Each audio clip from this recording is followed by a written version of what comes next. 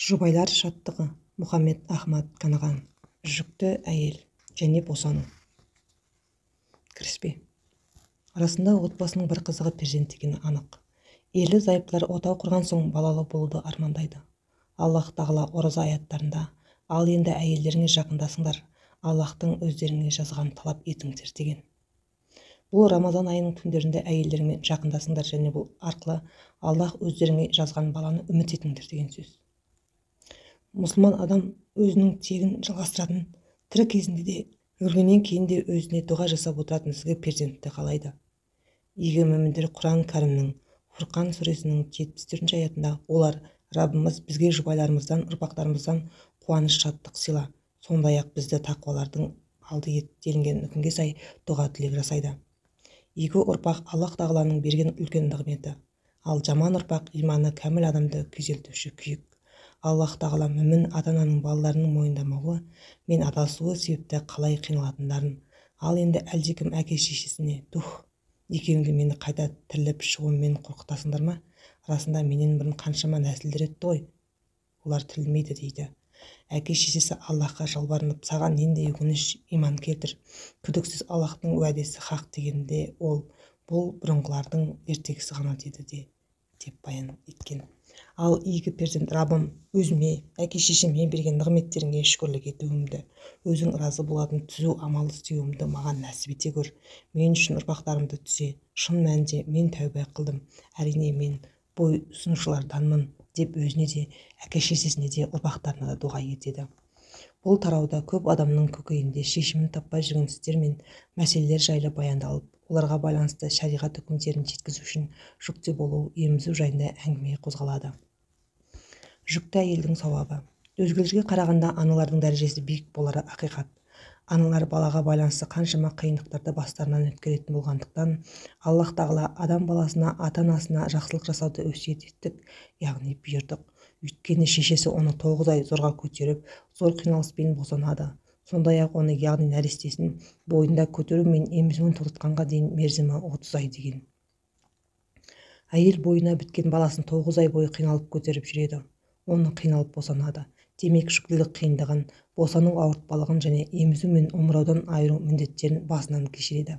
Сол себепті де Аллах тағала өзінің кітабы Құран кәрімде адам баласына әке-шешесіне сый-құрмет, көмек көрсетуін өсиет еттік, бұйырдық. Анасы оны бойында қиналыс үстінде қиналыспен көтеріп 2 жыл емізеді. Маған және ата-анаңа шүкір ет, қайтар орның мен жақ дейді.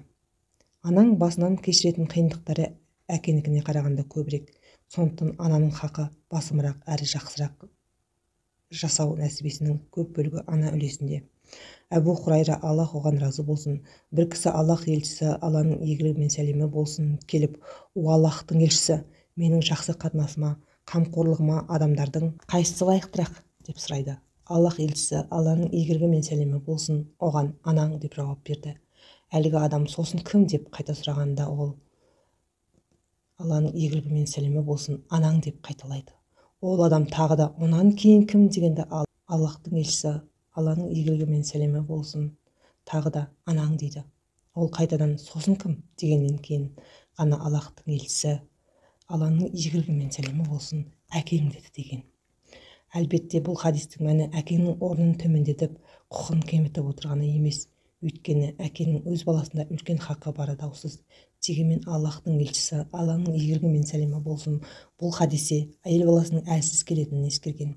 Өйткені бұл кезең адамдардың әйелдерге деген жаман көзқарастарынан енді ғана арылып, исламды жаңадан қабылдап жатқан кезі болатын. Сондықтан хадисте Аллах елшісі, Алланың игілігі мен сәлемі болсын, ата-анаға жақсылық жасауды, ата-ананың ақысын орындауды ескертіп, ана хақын ерекше атаған.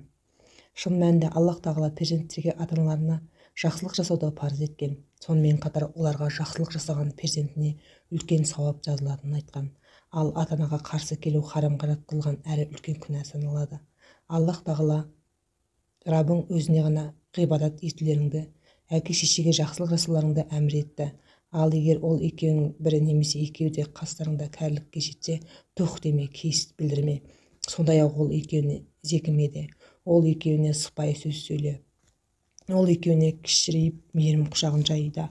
Раббым, ол екеуі мені кішкентайымда тәрбиелегендей, сен де оларды мейіріміңе бөлей көр дейді екен. Абдуллах ибн Амир ибн Алас, Аллах әкесі екеніне разы болсын, әлдебір адам Аллах елшісіне, Алланың игілігі мен сәлемі болсын, Аллахтың сауабынан үміт етіп, хижра етуге және күреске шығуға саған серт беремін деп келген. Аллах елшісі, Алланың игілігі мен сәлемі болсын, әке-шешеңнің бірі тірі ме деген сауалына я, екеуі де тірі деген жауап алғаннан кейін оған сен Аллахтың сауап күтесің бе деп сұрақ қойып, тағы да я деген жауап алады да оған онда әке-шешеңе орал да оларға жақсылық жаса дейді деген. Басқа бір риуаятта олардың риза ету жолында күрес делінген. Нуфай ибн әл-Харис, Аллах оған разы болсын, пайғамбар Мұхаммед саллаллаху алейхи уассалам ең үлкен күнәға не жатарын білгілерің келе ме деп 3 рет қайталады. Сахабалар я айт, о Аллахтың елшісі деді. Пайғамбар Мұхаммед саллаллаху алейхи уассалам Аллахқа ортақ қосу, ата-анаға қарсы шығу деп жамбастап жатқан жерінен бойын тіктеп отырды да қаперсіз болмаңдар және жалған сөзбен өтірік куәлік етуден сақтаныңдар деп айтқанын қайталай берді деген.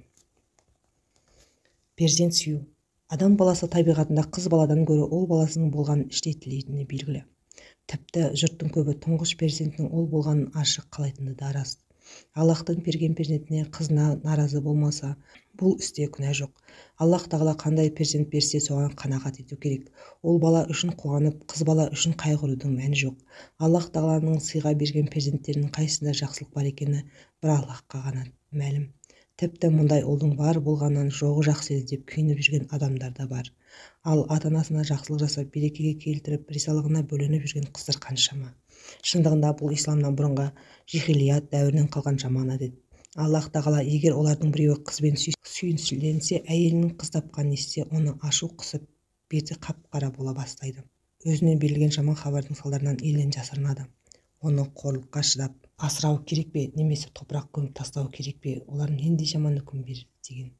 Жахилият дәуірінде кейбір арабтар жаңа туған қыздарын тірідей көміп тастайтын болған. Қасиетті Құранның Такуир сүресінде қай күнәмен өлтірілдің деп тірідей көмілген қыздардан сұралған сәтте деген сөз бар. Жахилият дәуірінен қалған осы бір жаман әдеттің қалдығы кейбір елдерде қазірге дейін сақталған. Олардың бірі қыз тапқан әйелін ұрып-соғып қинаса, екіншілері оны талақ етіп, үшіншілері қыздардың шешесі деп әйелін кемсітеді. Мұндай надандықты көргенде не деуге болады? Әйелдің жатыры тек қана ұрықтың тұрар орны екенін, нәрестенің ұл не қыз болуы еркектің ұрығына байланысты екенін қалай түсіндірерсің? Ал олар біреуге күнә арту керек болса, бұған алдымен әйелі емес, еркектің өзі лайықты екенін қапелеріне де кірмейді. Ақиқатында адамды жарататында, оған тағдыр жасатында Аллах. Қасиетті Құранда көктер мен жердің иелігі Аллахқа тән. Қалағанын жаратады. Кімге қаласа қыз, кімге қаласа ұл береді. Немесе ұлдар мен қыздарды жұп-жұмымен береді. Сондай-ақ қалағанын бедеу қылады. Күдіксіз, ол толық білуші, аса күшті делінген. Демек, Аллах тағала қалағанын ғана ұл немесе қыз береді. Тіпті кейбіреулерге ұл мен қызды егіз етіп берсе, келесі біреулерді бедеу етіп мүлдем бала бермейді. Перзент мәселесінде Аллахтың жазғанына разы болу пенденің иманына келіп тіреледі. Шынайы мүмин Аллах тағаланың өзіне нәсіп еткеніне берсе де, бермесе де, яки ұл мен қыз берсе де разы болады. Аллахтың бергені сый, бермегені әділдік. Адам баласы ғайып істердің сырын, жай күйін біле бермейді. Оның баршасы бір Аллахқа ғана аян. Сондықтан әлемдердің Раббысына бойсынып, оның берген тағдырына риза болған жөн. Аллах тағала перзент бермеген ерлі-зайыптылар бедеуліктің кім себепті болғанына қарамай, жазымышқа разы болып тұрмыстарын бірге жалғастырса игі. Ал олардың бірі ұрпақсыз өтуге келіспесе, онда Аллах тағала шығатын жолды көрсеткен. Бедеуліктің себебі әйел денсаулығына байланысты болса, күйеуі оны өз қолында қалдырып екінші әйел алуына болады. Бәлкім Аллах тағала келешекте оған осы әйелден балалы болуды нәсіп етер. Егер бұл шешімге келісе алмаса, немесе еркектің екі отбасын бірдей асырауға шамасы жетпесе, онда олардың ажырасуларына болады. Құранда егер екеуі ажырасса, Аллах әрқайсысын кеңшілігінен қамтамасыз етеді делінген. Бедеулік еркектен болып, бірақ әйелі онымен бірге өмір сүре беруге риза болса, мұның күнәсі жоқ.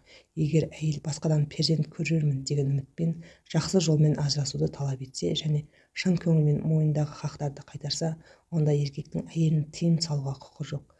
Абзалы оның бүкіл ақыларын беріп жақсы тыныш жолмен ажырасу.